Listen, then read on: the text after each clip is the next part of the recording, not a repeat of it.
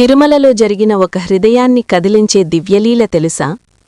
శ్రీవారికి పుష్పకైంకర్యం చేసిన మహాభక్తుడు అనంతాళ్వార్. ఆయనకు స్వామి సేవే జీవితం, స్వామి సేవే శ్వాస. ప్రతిరోజూ పూలకోసం ఒక తటాకాన్ని తవ్వుతూ చెమటోడ్చుతూ కష్టపడుతుండేవాడు.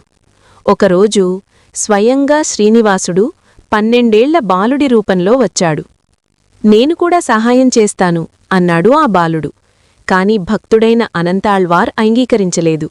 ఇది నా స్వామి సేవ, నేనొక్కడినే చేస్తాను అన్నాడు. బాలుడు వినలేదు, సహాయం చేయడానికి ప్రయత్నించాడు.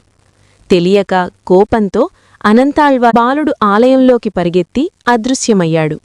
తరువాత దర్శనానికి వెళ్లిన అనంతాళ్వార్ శ్రీవారి విగ్రహంపై అదే గాయం కనిపించింది. ఆ క్షణమే అతనికర్థమైంది, తాను గాయపరిచింది స్వయంగా తన స్వామినే అని. భోరున ఏడ్చాడు. స్వామీ, నన్ను క్షమించు అంటూ విలపించాడు. ఇంతటితో లీల ఆగలేదు. ఒక రాత్రి స్వామి మరియు అలమేలు మంగమ్మ అనంతాళ్వార్ పూలతోటలో విహరించారు.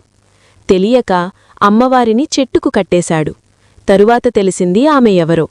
అమ్మవారిని పూలగంపలో పెళ్లి కుమార్తెలా కూర్చోబెట్టి ఆలయానికి తీసుకెళ్లాడు. అమ్మవారు స్వామి వక్షస్థలంపై ప్రత్యక్షమయ్యారు. అప్పుడు స్వామి చిరునవ్వుతో అన్నాడు, మామా, నీవు నాకు కన్యాదానం చేసినవాడివి. ఆ రోజు నుండి అనంతాళ్వార్ స్వామివారి మామగారయ్యాడు.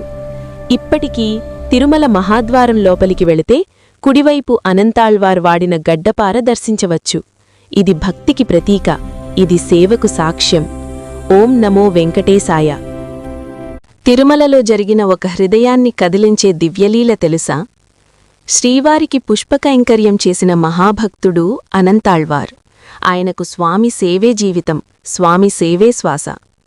ప్రతిరోజూ పూలకోసం ఒక తటాకాన్ని తవ్వుతూ చెమటోడ్చుతూ కష్టపడుతుండేవాడు. ఒకరోజు స్వయంగా శ్రీనివాసుడు 12 బాలుడి రూపంలో వచ్చాడు. నేను కూడా సహాయం చేస్తాను అన్నాడు ఆ బాలుడు. కాని భక్తుడైన అనంతాళ్వార్ అంగీకరించలేదు. ఇది నా స్వామి సేవ, నేనొక్కడినే చేస్తాను అన్నాడు. బాలుడు వినలేదు, సహాయం చేయడానికి ప్రయత్నించాడు. తెలియక కోపంతో అనంతాళ్వార్ చేతిలోని గడ్డపారను ఆ బాలుడిపై విసిరాడు.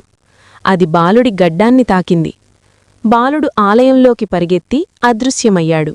తరువాత దర్శనానికి వెళ్లిన అనంతాళ్వార్ శ్రీవారి విగ్రహంపై అదే గాయం కనిపించింది. ఆ క్షణమే అతనికర్థమైంది, తాను గాయపరిచింది స్వయంగా తన స్వామినే అని. భోరున ఏడ్చాడు.